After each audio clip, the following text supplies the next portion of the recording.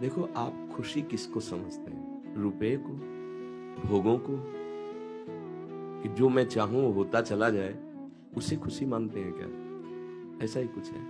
हम लोग खुशी मानते हैं कि जो मैं चाहूं वही होता चला जाए। कितनी छोटी चाह है, लौकिक चाह। जब ये शरीर ही नहीं टिकेगा तो तुम्हारी चाह का क्या महत्व रहा? पूरे जीवन वो चीज एकत्रित करने में लगा रहे हो जो एक भी तुम्हारे साथ जाने वाली नहीं।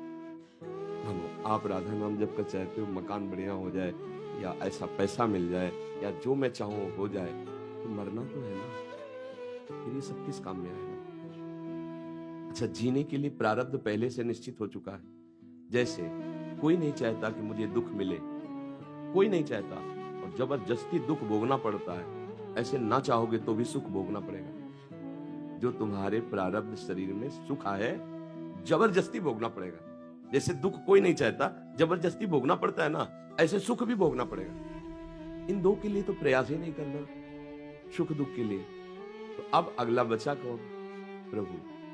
हम नाम जप करके मांगे, हे प्रभु, आप मुझे दर्शन दीजिए। मैं आपसे मिलना चाहता हूं, क्योंकि आपका बच्चा हूं, सुना है कि मैं आपका अंश हूं। एक बार मैं आपको देखना चाहता हूं, एक बार मैं इस शरीर के राग से मुक्त होना चाहता हूं, जीवन मुक्त होना चाहता हूं। ये चीज दिमाग में क्यों नहीं बैठा जाता? हम सोचते हैं राधा नाम जप करके अनुकूल परिस्थिति, लेकिन कितनी देर अनुकूल परिस्थिति रहेगी? मृत्यु तो आएगी, सब पोछा लगा देगी, कुछ नहीं हमारे साथ जाएगा। फिर क्या? फिर क्या जीवन में हम वही चीजें मांगे, सब चिंतन करके, जो एक भी साथ न जाए? कितने दिन जीना है? आप कोई मांग न रखो, तो बिना मांगे जैसे दुख भोगना होता है, ऐसे सुख आ जाएगा। अन मांगे आगे आवे गो, पक्का सिद्धांत कह रहे हैं। मांग करो यार अविनाशी की, कि मुझे भगवत प्राप्त हो, मुझे भगवान से प्रेम हो जाए, मुझे तत्व ज्ञान हो जाए, मैं भगवान के प्रेम में मतवाला हो जाऊं, तो ये बात समझ में आएगी। राधा नाम का अगर हम फल मांगते हैं, कोई पदवी, कोई रुपया, कोई पैसा, कुछ भी, तो हमको अंतिम फाइनल में देखना है कि मेरे साथ क्या जाएगा। इतना महंगा भगवान नाम, और उससे हम इतनी घटिया चीज संसार की मांग कर तृप्त होना चाहते हैं। आपके पास पर्याप्त है, सच्ची पूछो, पर्याप्त है। वायु आपको मिल रही है, आकाश है, पृथ्वी है, जल है, शरीर इन्हीं पंचभूतों से बना है। इसे जो चाहिए वो मिल रहा है, कपड़ा भी आप पहने, भोजन भी मिल रहा है, परिवार भी होगा। अब कुछ वासनाएं हैं जिनकी पूर्ति के लिए आप राधा नाम का प्रयोग करके उन वासनाओं की पूर्ति चाहते हो। वही वासनाएं किसी के पास भरपूर है जो तुम चाह रहे हो, लेकिन वो भी वासना से युक्त है। इस रहस्य को क्यों नहीं समझते कि मैं जड़ से वासना को ही मिटा दूं तो कैसा आनंद रहेगा? आप आनंद समुद्र हैं, आपका स्वरूप देखो। गोस्वामी जी ने लिखा, चेतन अमल सहज सुख राशि। ये हमारा इस पर जो भाव आ गया, तो इसीलिए मांगे हमारी बढ़ गई, और हर मांग हमारी बेकार है।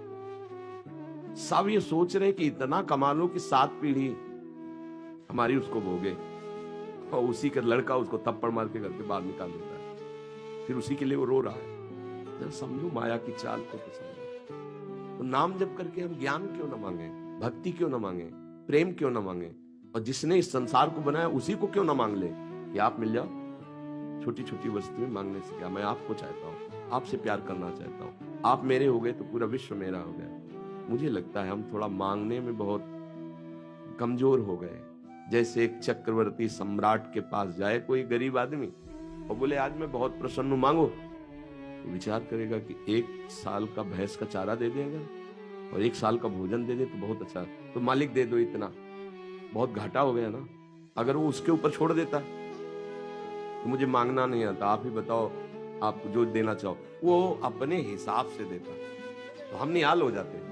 और हम मांगेंगे तो अपने हिसाब से, हमारी कितनी छोटी मांग है देखो ना। हम राधा नाम का फल चाहते हैं कि अमुक वासना की पूर्ति हो जाए, अमुक वासना की इतना धन हो जाए, फिर इसके बाद यहां से जाकर के खाली हाथ होना। यहाँ जो हम धन कमा रहे हैं राधा नाम, उसको हम खर्चा कर रहे हैं कि हमारी ये वासना, ये वासना, और हम जाने की सोच ही नहीं रहे। ये जाना पड़ेगा, कब जाना है पता नहीं। जाने पर कुछ कोई भी साथ नहीं होता। दुनिया में लाखों का मेला जुड़ा, हंसा जब जब उड़ा तो अकेला, कोई तुम्हारा यार नहीं, कोई प्यार नहीं, कोई मित्र नहीं, कोई वस्तु नहीं, तो ये नाम तुम्हारे साथ जाएगा। इसे चुरा लो, छुपा लो, इसे भागवतिक बैंक में जमा कर लो, सुख वैसे ही तुम्हें घेर लेगा